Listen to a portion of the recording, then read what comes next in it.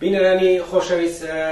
خۆشحاڵین کە بەردەوام بینەری بەرنامەکانی تەلەڤیزیۆنی پەرتەوە لەم بەشە لە بەرنامەکەمان هاوڕێ جەلیلی ڕەزاییمان لەگەڵا. هاوڕێ جەلیل بەخێربێ بۆ ستودیۆی تەلەڤیزیۆنی پەرتەوە. زۆر سپاس دەکەم و زۆر سپاسی هەموو بینەرانی تەلەڤیزیۆنی پەرتەوە. سپاس بۆیەوە هاوڕێ جەلیل. بینەرانی خۆشەویست هەر وەک ئاگادارن لە ڕۆژانی ڕابردوو لە کۆپنهاگن پایتەختی دانمارک حرەکەتێکی تۆرۆریستی ڕوویدا و پەیوەند لەگەڵ ئەم مەسەلە داوامان کردووە لە هاوڕێ جەلیل لە ستودیۆ لەگەڵمان بێت. هاوڕێ جەلیل بێ مقەدەمەڕۆ بەسەر بابەتی مۆزوعەکەمان و پێم خۆشە وەکو گزارشێک پێشەکی لەسەر ئەو ڕووداوە چۆن ڕوویدا، لەکوێ ڕوویدا و بۆ لەو شوێنە. بەڵێ پێشەوەی کە من بچمە سەر خودی ئەوە ڕووداوە پێویستە بە چەند کەلیمەیەکیش بێت موقعیت جێگەڵڕێگای دانمارک لە تەقابلی ئەم تۆریزمی دەوڵەتی و تۆریزمی ئیسلامی پیشان بدەم. یەکەم دانمارک یەکێک لە وڵاتانەی هاوپەیمانی ئەمریکایەک ئەمریکا ستویانەکات و ئەمریکا بە بڵێن خەت و جەهەتیان دێدا ئەمریکا بڕابڕکیەوەنیش لەگەڵ ئەمریکا چی بڵێوان بە هەڵە پشتیان. دانمارک یەکێک لە وڵاتانەیە. ئەمە خاڵی یەکەم. خاڵی دووەم ئەوەیە کە لە دانمارک لە ساڵی 2005 کابرای بەناو کۆرت وێستەرگۆرد لە ژنامەی یولەن پۆستە کاریکاتەری محەممەد پێغەمبەری ئیسلامیەکانی کێشە وای دروست کرد کە لە تەقابل بە تۆریزمی ئیسلامیەوەی کە بەحاڵ تۆریزمی ئیسلامی هەموو دنیای ناوتزەدەلا کابراایکی کاریکاتەری ئیسلامیشت ئەڵێت ئەمە لە هەمووی لە محەممەد و سەرچاوات و هەموو ڕێبواران و هاوڕێبازەکانی محەممەدن بەحاڵ محەممەد دروستەکات و لە ناو مێزەرەکەی سەری ئەکا بە بۆمبێک. ئەم کاریکاتێرە لە ڕۆژنامەی یولەن پۆستە بڵاوە بێتەوە و ئەمە ڕوبەڕووی بەحاڵ دنیای ئیسلامی با بڵین ڕوبەڕووی هەموو بینیمان پەرچەمی دانمارک و سەفارەتەکانی دانمارک لە پاکستان و لە ئافریقا و لە ئێران و لە هەموو شوێنەکە کەوتنە بەر مەترسی و چولان و سووتاندن و ئەمانە. یانە لە ساڵی 2005 تاوەکو ئێستا دانمارک ئەمە هۆکارێکی ترە کە تۆریزم لە دانمارکە جەریمە و جنایەت بخۆڵێنێ. یەکێکەوەی کە هاوپەیمانی ئەمریکا، یەکێکی تریەوەیە کە بە حەدووەمەکەش ئەوەیە کە دانمارک لە ساڵ 2005 بە حکمی ئەو کاریکاتێرە یانە مستحق یا با بڵین چیا و یا ئیمکانی هەیە کە حمڵە بکرێت بە دانمارک. و بێجگە لەمە خاڵێکی تر هەیە ئەویش ئەوەیە کە خاڵی ئازادی بەیان و ڕادەبڕین لە دانمارکە. بەحاڵ ئەمەش یەکێک لە چونکە دانمارک حتا ئەگەر بڵین شماڵی ئەوروپا و ئەسکاندیناڤیان ئەگەر بڵین سوید و نەروێژ و دانمارک لەناو ئەم وڵاتانەشە دانمارک فەزاکەی کراوەترە ئاوەترە. بۆ نمونە هەر کاتێک کە هونەرمەندەکانی بۆ نمونە سوید کاریکاتێریستەکانی یاکردی هەر کەسێکی کە شتێکی لەناو سویدا بەپێ قوانینی سویدی ناتوانێت نیشانی بدا پیشانگای بۆ بکاتەوە ڕێکێنێ لە دانمارکەکە. دارس ویلکس یەکێک لەو کەسانەیە کە کاریکاتێرەکانی بەشێک لە کاریکاتێرەکانی نێتوانی لە ناو سویدا پیشانگای بۆ بکە هاوڵی لە دانمارکە پیشانگای بۆ کرد. بەحاڵ ئەم سێ هۆکارەی کە باسم کرد ئەمانە ئەو هۆکارانە کە دانمارک موقعیەتی دانمارکە لە بەرامبەر تۆریزم باش تۆریزمی ئیسلامیە کەواتە مرەشەحە و ئیمکانی ئەمە هەیە کە تۆریزم هەر ڕۆژە حەمایەکە ئەمە یانەکەم وەکو خاڵێکی بەرجستە تایبەتمەندی دانمارکن. بەڵام بچمە سەر پرسیارەکەی تۆ کە بۆچی لەو شوێنە و بۆچی لەو ڕۆژە و بۆچی بۆ ئەو کەسانە جوابێن پرسیارە بەمەوە. لە دانمارکە هەیئەتێکەیە بەناو هەیئەتی لارس ڤیلکس ئەو کاریکاتێریستە سوئیدیەیە کە بەردەوام کاریکاتێر لەسەر مەزهەب ئەکێشێت، کاریکاتێری تەنزانیەت با بڵین لەسەر مەزهەب ئەکێشێت. کاتی خۆی ئەمە کاریکاتێرێکی کرد کە محەممەدی کردبوو بە سەگ. باشە ئەم کابرایەت چەندی جار حەمڵە پێکراوە. لە دانمارکە هەیئەتێکەیە بەناو ئەم کابرایەوە، هەیئەتێکی 8 نەفەرەیە. ئەم هەیئەتە لە ساڵڕۆژی فتوای خومەینیە کاری ئەم هەیئەتە چییە؟ کاری هەیئەتەوەیە کە بەردەوام کۆڕ و سیمینار و شاناکەن بۆ ئازادی ڕادەربڕین و ئازادی هونەر. ئەمە سیەم ساڵیان بوو لە ساڵڕۆژی فتواکەی خومەینیە بۆ کوشتنی سەلمان ڕشتی دیبات دروستکەن لەسەر هونەر و با بڵێن مقدساتی ئیسلامی و ئازادی بەیان. باشە ئەم کۆڕ و کۆمەڵە تەنها ئازادی ڕادەربڕین بەرامبەر بە ئیسلامە یا تەواوی ئەدیانەگرێتەوە؟ نەخێر ئەمە هەموو ئازادی بەیان بەو معنایە کە لێرە لە دانمارکە هەر جۆرێک کە فکر ئەکردەوە ئەتوانی ئەتوانیت بیکەیتە سەر قەڵەم بینووسی بیکێشیت ئەتوانی بەڕێن نیشانی بە هەر شێوەیە کە پێ دەکرێت توانی دەربڕین بۆ ئەو شتانی کە لەناو مێشکایە بیکرد کەواتە ئەوەی ئەوان کردیان نەخێتە بەرامبەر بە مەذهەبی ئیسلام نەبوو ئەوان زۆر بەرامبەر بە مەذهەب کردویانە و ئەمە ئێستایان تایبەت نەبوو بەرامبەر بە مەذهەبی ئیسلام. دیارە ئەو لێرە ئەم ساڵ کە قەرار بوو ئەو دیباتە دروست بکرێت و دیباتەکەش دروستکرا قسەکەرانی ئەسڵی دیباتەکە یەکێکیان نوێنەری فەرانسە بوو نوێنەری با بڵێن سەفارەتی فەرانسە بوو بەهۆی ئەو هاوسۆزی و لەینەوە کە لە فەرانسای ڕوویا بەبوونی با بڵێن قەتڵعامی نووسەرەکانی ڕۆژنامەی شاردی هەبدۆ بەرحاڵ بۆ هاوسۆزیبەوە نوێنەری فەرانسە کە قەرار بوو قسەکات ژنێکی ئاکتیڤیستی فعال و هەڵسوراوی گواری ژنان کە ئوکرانیاییە لە فەرانسە دانیشێت ئەو قەرار بوو قسە بکات ژنێکی پۆل لهستانی کە نەقاشە تابلۆ کێشێت و نەقاشیەکە کە لە ئینگلیزا دانیشێت قەرار بوو ئەو قسە بکات و هەروەها لارس ڤیلکس کاریکاتەریستی سویدی. بەڵام هاوڕێ جەلیل جیاواز لەوەی کە کی باڵێن کێگەل بەشداری ئەو کۆڕ و سمینارە بوون هۆکاری هجوومکردنە سەر ئەو سمینارە تۆزێک زیاتر بکرێتەوە و کێن ئەو لایەنانەی ڕاستەوخۆ هجوومیان کردوتە سەر ئەو کۆڕ و کۆمەڵە؟ بەڵێ بەحاڵ بۆ لەبەر ئەوە هجووم کرا سەرەمانە کە ئەمانە دیباتێکیان ڕێخست بوو بۆ سەبارەت بە ئازادی ڕادەربڕین سەبارەت بە ئازادی ڕادەربڕین و مقدسات ئیسلامی ئەوەی کە ناوی ئەرزشی ئیسلامی ئەوەی کە ناوی بڤەیە ئەوان ئەڵێن هیچ بڤەیەک بەحاڵ وجودی نییە هیچ خەرتی قرمزی بۆی وجودی نییە و ئەو کەسای کە هجوومی کردە سەر ئەوان تاوەکو ئێستا ئەو ترۆریستە کە ناوی عومەر عەبدولحەمید ئەلحسەینە جوانێکی 22 ساڵەیە 22 ساڵە بوو کە لە دانمارکیشە لەدایک بووە دیارە ئەساسەن خەڵکی باوکودایکی لە فلستینۆ کاتی خۆی ئاوارە نەچنە ئۆردۆن لە ئۆردوگاکان ئەلێمێنێتەوە دوایەکە باوکودایکی یەن وێرە لێرە ئەم کوڕە لەدایکە بێت بەڵام ئەم کوڕە 3 ساڵ لە هینا بێت لە ئۆردۆ نابێت لە توولی دەورانی جوانیە با بڵێن لە ئۆردۆ نابێت بەحاڵ ئەم کەسێکی خۆی دانمارکی بووە یانەکان لە دانمارکە لەدایک بوو لە دانمارکیشە بەواقعی گەورە بووە و تاوەکوونێ ئێستاش هیچ سازمانێکی ئیسلامی بۆ نمونەوەکەوەی چارلی ئەبدۆ کە لە فەرانسای ڕوویا یەکسەر قاعدە بووی ئەوە ئێمەین بەڵام ئەوەی ڕاستی بێت تاوەکوونێ ئێستا هیچ سازمانێکی ئیسلامی ئەمەی لە ئەستۆی خۆی نەگرتووە بەڵام ناگفتن نامێنێت لێرە یەک شتەویشەوەی ئەو کەسە خۆی لەوێ باند هەیە باندی کریمینال و تاوان و جەریمە و شتاکەن ئەم کوڕە سەر بۆ باندانە بووە و 2 ساڵ پێش ئێستا چەقۆی یاوە لە کابرایەک بەخاتەن چەقۆیە کە داوێتی لێ دەستگیر کراوە و ساڵێکیش لە زیندانە بووە قەرار بۆ حکم بدرێ بەس بە حکمی هەندێک مشکلاتی فەنی کە لەناو سیستەمی قەزایی و بەحاڵ هاوکاتکردنی مەحامی و وەکیل و لەگەڵ حاکم و دادگایە قەرار بوو لە ئاوگۆستی ئەم مانگەیە بکرێ بە فرسەت ئەم کوڕە 2 هەفتە پێشتر لە زیندانە هاتووە دەرەوە کە ئەم حرەکەتی بەڵام هاوڕێ جەلیل یەک پرسیار لێرە یەتە ئاراوە ئەبینین ڕوتی جەریاناتی ئیسلامی و توندڕە و هەروەها جەریاناتی با بڵێن کە ساپۆرتی جەریانی لەم بابەتانە و حرەکەتی لەم بابەتانە ئەکەن لە ئوروپا ڕوو لە زیابوونە با بڕوای ئێوە چەندێک وڵاتانی ئوروپا خۆیان پشتگیری ئەم حرەکەتانن یا با بڵێن چەندێک بەشداری ئەم حرەکەتانە؟ بەڵێ ئێمە خۆی ئەگەر وا سێری خەزیکە بکەین کە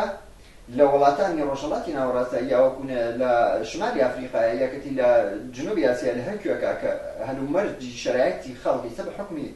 شەڕۆ بێت بە حکمی وەزعەتی ئابووریۆ بێت بە هەر دەلیلێکە تۆ خەڵک لە وڵاتانەوە بەبوونیەوە هەڵدێت ئەگەر وا دانین کە هەڵدێت ڕوەکاتە ئەوروپا کە ڕوەکاتە ئەوروپا لێرە بەجێوەی کە هەویەت بەپێی هەویەتی ئینسانی ئینسانەکان وەربگیرن وەکەوەی کە ئەوروپا ئارامە بەڵێن بەخێر بێ سەر چاوتەوە وەکو ئینسانە بێتە ناو وڵاتەوە وەکو ئینسانێک وەرە بگرن ئەوان هەویەتی تری بۆ داتاشن بەپێ هەویەتی مەذهبی و هەویەتی ملی خەڵکەکانیان لەناو وڵاتەوە. بۆ نمونە لە شتێکی بەناو مولتی کولتوڕال یا مولتی کاڵچەر کە فرە کولتوری باشە تۆ ئێستا بڕۆی لە شارە گەورەکان هەر لەناو ئەم یوتیوبۆریایە یا خۆب لە دانیمارکە لە کۆپنهاگنا کە پایتەختی دانیمارکە یا لە شاری ئاوسا کە دووەمین شاری دانیمارکە لە گۆشەیەکی شارۆ تۆ ئەبینیت ئەوە جامعەی فلستینیە کۆمەڵی خەڵکی فلستینی بە حکمەوەی کە چودانم فلستینین و مەذهبیان مسلمانە یا ئەوە پاکستانی یا ئەوە ئافریقین ئەمانەیان هەر بە هەمان کولتور و کۆمەڵی هاوریان لێرە دروستیان کردووە بەجێکە بڵێ فەرمو تۆش وەرە لەم جامعەیە کە ئارامە و زاهرەن خۆشە و ژیانی خۆت کە و خۆت ڕێککە و خۆت دەمیچکە و خۆت بگونجێنە لەگەڵ کۆمەڵگەکەیان ئەوە ناتون بە هەمان سنەت و دابوونەریتێکەوە کە لە وڵاتەیە ژیاون بە هەمان سنەت و دابوونەریت لێرە بەرزەکەن یانەکان تۆ ئەتوانی بە واقع ئەتوانی لە مسافەیەکی زۆر کەمە لە مسافەیەکی چودام چەند سەد میتریا تۆ بیت بەبێ ئەوەی کە هیچ سنوورێک ببڕیت و هیچ ئاوێک لە بیناوێتی هیچ قیانوسی بێ ئەتوانی ئێران ببین ئەتوانی پاکستان ببین ئەتوانی هەر کۆڵانێکە و دابوونەریتێ بەڕێوەچێت بە دەرەجاتی حتا لە ڕەوابطی زەواجە یانەکان بە زەواجی ئیسلامیەکەن لە خەتەنەکردنی کوڕان و کچانە باشە لە مەسەلەی مشکلات ئەگەر کێشەیەکی کۆمەڵایەتێتە پێشەوە بەجێ ئەوەی کە پەنابەرنە بەر پۆلیس و دادگا و قانون بەسوڵ عشایری مشکلەکانی حلەکەن باشە ئەمە خۆی بە نوعێک بەشداربوونی ئەو شتانەی کە ئێوە باسەکەن بە نوعێک بەشداربوونی خودی وڵاتانی ئوروپاییە لە هەر دروستبوونی ئەم ڕەوتە پاشەڕوانە و ئەم ڕەوتە ترۆریستیانە بە بڕوای ئێوە دەستی پشتی پەردەی ئەم مەسەلە چییە بۆ وڵاتانی ئوروپایی پشگیری ئەم حرەکەتانەکەن یا بۆ نمونە بۆ وڵاتانی ئوروپایی بۆ نەوع مامەڵە لەسەر ئەو مەسەلەکەن خۆی توانێت هۆکاری زۆر بێت یەکێک لە هۆکارەکانی ئەوەیە کە هەموو ڕۆژێ بە تۆی ئەڵێتەوە تۆ جیاوازی لەگەڵ منە کە من مووی سەرم زەردە من ئوروپاییم من ئەمە تۆش سمووی سەرە ڕەشە ئەمە شێوەی هەڵسانتە ئەمە شێوەی دانیشتنتە ئەمەش چودانم کولتورەکەتە ئەمە فەرهەنگەکەتە یانەکان ئەمە هەموو ڕۆژێ بێتۆ بە ڕووی تۆیە لە بازاری کارە تۆ ئەگەر ناوت محەممەد عەلی نازانم فڵان بێت کابرای ساحێوکار ئەگەر چواردانە سپستێن و کاسێن و نازانم مۆرتنیشی تیاابێ هەتا کەتی ئەوان وەستا بێ نای محەممەد عەلیەکە بژێت ئەنەکان بخاتر کاتێکە تەماشاکە تۆ مووی سەرت ڕەشە یعنی مەسەلەی ئێوە مەسەلەی بەو شێوە باسیەکەن کە مەسەلەی ڕاسیزم لێرە بەردەوام یان لە پەرەسەندنایە یا ئەوەی دیوی ئەو دیوە کە بۆ نمونە محەممەد فڵان ئەمە مەسەلەی تێرۆریزمی ئیسلامی و شتی لەو بابەتانە لە پشتی پەزیەکەوەیە مەسەلەکەوەیە دوو تەرەفەیە لە تەرەفێکەوەیە کە بەواقع لێرە ئەمانە تەواوکەری یەکترین یانەکان هەر کاتێک کە تۆریزمی ئیسلامی لە شوێنەکە کارێکی خراپەکە وەکوەیە سەربازی بێمەعاشی یا بامەعاش گرنگ نییە ڕاسیزمە تێگەیت ڕاسیزم یەکسەر پەرچەمەکەی بەرزەکاتەوە ڕاسیزم دووبارە ئەڵێ نەماوت هەرچی نەکبەتیە بارێ بەسەر وڵاتەمە وەکو عینیان کاتی خۆی کە هیتلر باران نابارێت چودانم شەڕە دنیای سەرمایه‌داریە نازانام نییە بیخۆین ئاو نییە بیخۆین هەر چێکەیە گشتی خەتای یەهودیە هەرچی ڕۆژە بساش لە کتێبەکانی ئینا هەیە هیتلەر هەیە هەرچ بەڵای بەسەر و کۆمەڵگای ڕوویە ئەوی تەما یەهودیەکان ئێستاش بە هەمان شێوە ئەگەر کەسێکی خارجی خێرز خەڵکی وڵاتانە ئەگەر کارێکی لێ قۆمێ هەزار جار لە دینەکانە نیشانیان و ڕاستیزەکان جێکسەر وەڵ نەماوت هەرچی کێشەی ئەم وڵاتانە ئێمەیە وەزعەتی ئۆکۆنۆمیمان خراوە چودان ئەمنیەتمانەوە هەرچێکەیە خەتای خەڵکی خارجیە بەڵام ئەمە دوو ڕوویە یانەکان کاتێکە لەژێر ناوی فرە کولتوریە من ئەو کاتە قسەکەم توانگە لەژێر ناوی فرە کولتوریە ئەوان دەرگایان کردێتەوە بۆ ئەوەی کە ئەنواع کۆمپانیا و دوکان و بازاری مەذهەبیدارن باشە ئەمەیە تۆ هەر کەسێک ئەگەر کەسێک لەو هەر وڵاتێکەوە تێت مەسیحیە مسلمان یان کەسێکەیە بەخاتر ئەوەی کە